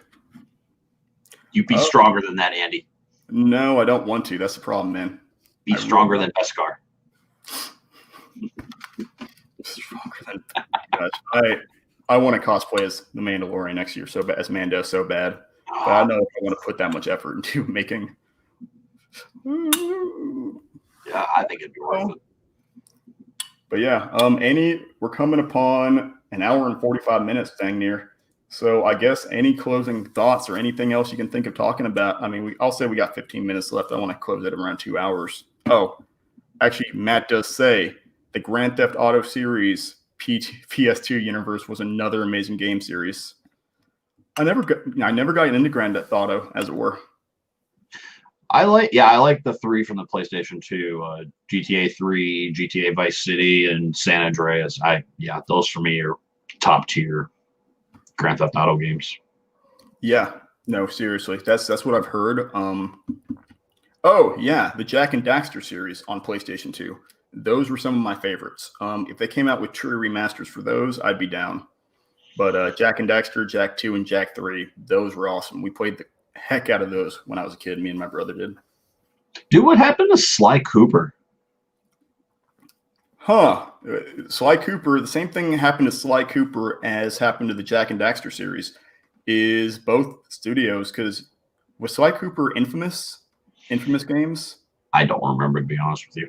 I think because I know that Jak and Daxter was Naughty Dog, and Naughty Dog actually, I think, debated whether they were going to make The Last of Us or Jak 4. It was they were either going to do The Last of Us or Uncharted, and then decided to go with those games instead of making Jak 4, which I actually respect because I would have liked a new one, but I thought the story left off on a great note. I like the Uncharted series. Gosh, I'm so behind on my games. I haven't played Uncharted and I haven't played The Last of Us. Okay, Sucker Punch. Bingo. Sly Cooper is Sucker Punch because those are the guys who did Infamous as well. Oh, okay. I played the first Infamous. That one was all right. Insomniac Games. That's the other studio I'm thinking of. Insomniac did Ratchet and Clank, I think. Yes. Those are the guys, too, who did Spider-Man. Yes. Oh, duh. That's why I know Sucker Punch. Wow, I can't believe that just clicked. They did Ghost of Tsushima. Oh, okay. One of my other favorite games from quarantine. Good, or from 2020. Good night. That game is beautiful. If I get a PlayStation 5, I'm going to get the remaster. If they don't, I'd prefer they just auto-transfer it. But that game, my roommate walked in on me playing it and was like, hey, what movie is this? I was like, oh, dude, this is a game. Like, it's beautiful. You know, because I know you brought up there's a mode in there, right? It's called like the Akira Kurosawa mode. It's like all black and white. Yeah, because the game takes a lot of influence from the Akira Kurosawa movies, like Seven Samurai and Rashomon. Yeah, so I've got Seven Samurai in my watch list. I'm gonna watch it because man, it's got 100% on Rotten Tomatoes. What? Yeah, like a certified fresh 100%. Caleb says Ghost rocks. Yes, if I had to make a game ranking exclusively for PlayStation, it'd be in my top 5. Big facts. Don't at me. But yeah, no, 100% agreed, Caleb. I was gonna do that for like a video, like my top 10 favorite PlayStation 4 games of all time. Yeah, no, it's gosh. Let's see. Yeah, especially with gosh, that's actually a good video. I'd recommend doing that. That's a good video. That's an easy one to do, I'd say. Let me think. Yeah, Ghost of Tsushima is awesome. Yeah, I know. I don't even want to see a sequel of that one. I just want it to sit pretty where it's at. If they made a sequel, I'd be down, but it's beautiful. Oh, I thought the same thing with The Last of Us. Like everybody said, like the way the game ends apparently is really good. There's no need for a second one. But now the second one came out and everybody's like, I want a third. It's like, yeah. These just be one and done games. It's kind of like what I was talking about. I forget if it was you or you and Ren, but I was talking with someone recently about how stuff like The Mandalorian is awesome because it does cater to fans a lot. But at the same time, there's a difference between stuff like The Mandalorian and stuff like the new trilogy, right? Because part of being like an artist, I think, or a creator is, yes, appealing to your fan base, like not pandering, right? Like, but appealing to your fan base, but also still like surprising them and giving them what they didn't know they wanted. You know, kind of reading between the lines enough to predict what they want or know that you might upset some people, you might upset some of the fan base, but at the same time that you are ultimately still keeping things original and still putting out what you want to put out. Yeah. It's like a chef making a sandwich. You know, like a chef makes a sandwich, but a chef would also make a sandwich the chef wants to eat and nobody thinks that's weird, you know, but he would still probably make that sandwich for someone else. Or if they didn't like that version of it, he might adjust it. Right. So it's like people like Jon Favreau, who take the realms of the Mandalorian, of the Star Wars and MCU universe. They still are considerate of their fans, but they also, impart themselves into it in their own creative narrative. And are respectful of the Star Wars canon and universe. Yeah, man, they're doing such a phenomenal job right now. It's insane. Yep. And once again, y'all, for those listening, we will be doing the Talkalorian final episode over the season finale of the Mandalorian episode 2 tomorrow on Austin's channel. I'll link that in the bio down below, in the comments down below. In Austin's channel at 12 p.m. Central Standard Time, Sunday, December 20th. Wow, I'm struggling with dates, man. Longest, shortest year of my life. Right. I agree with you on that one. Yeah, man, I'm excited to talk about Mando tomorrow. I mean, and I'm sticking with you. I hope the 3 of us can do at least one more like season recap or something. Yeah, that's going to be critical. Like I definitely want to do a spoiler review for over the whole season at some point. But yes. So I think I'm going to talk with Ren. I think after tomorrow, I figured we could just take a couple weeks off, for Christmas and New Year's and stuff, and then I think like mid-January or something, when you get enough people who like give them like a month to let it set in or something. Mm-hmm. Yeah, we'll have to talk with Ren tomorrow about that. I like that idea. But yeah, that's recover from the podcasting. Seriously, yeah, having some time off and then doing some personal projects and personal time, holiday time, especially in the intermediate, I think will be great. Yeah, definitely. I mean, especially today. Today is my second podcast, and then tomorrow we've got ours tomorrow. So I got 3 podcasts in 3 days to do. Same. I'm with you till the end, brother.